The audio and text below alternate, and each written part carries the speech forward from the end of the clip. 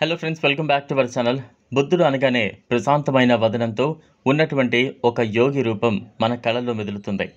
Buddhism అనేది ఒక మతం కంటే కూడా ఎలాంటి ఆందోళన లేకుండా జీవించడం ఎలాగో నేర్పించే ఒక తత్వ శాస్త్రంగా పరిగణిస్తారు. ఐహిక సుఖాలను వదులుకోవడం, కోరికలను త్యజించడం, క్రమశిక్షణతో జీవించడం, ధ్యానంతో ఆత్మను ప్రసన్నం చేసుకోవడం లాంటివి ముఖ్యమైన బౌద్ధ సిద్ధాంతాలు.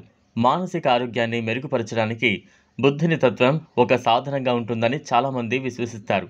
ఒత్తిడిని ఎదుర్కోవడానికి, జీవితంలో ఎదురయ్యే కష్టాలను ఎదుర్కోవడానికి తథాగతుడు చూపిన మార్గం సహాయపడుతుందని వివిధ నివేదికలు తెలిపాయి. మైండ్ఫుల్నెస్ మెడిటేషన్ ఇది మనలోని బుద్ధిని తట్టి లేపుతుంది. గతాన్ని, భవిష్యత్తును మరిచిపోయి ప్రస్తుత క్షణాలను మీ పంచేంద్రియాల ద్వారా మీరు అనుభవించగలగడం ఇందులో ప్రధానం.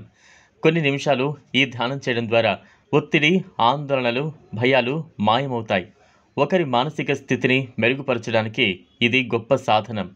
అంగీకారం బుద్ధిని తత్వశాస్త్రం మీరు జీవిస్తున్న జీవితాన్ని అంగీకరించాలని సూచిస్తుంది. జీవితంలో మార్పు అనేది రావాలి. నా జీవితం ఇలా ఉండకూడదు అని నిరంతరం ప్రయత్నించే బదులు ఉన్నది ఉన్నట్లుగా జీవించడానికి అంగీకరించడాన్ని నొక్కి చెబుతుంది. తాము అసమర్థులం అనే భావాలతో పోరాడుతున్న వారికి లేదా ఇతరుల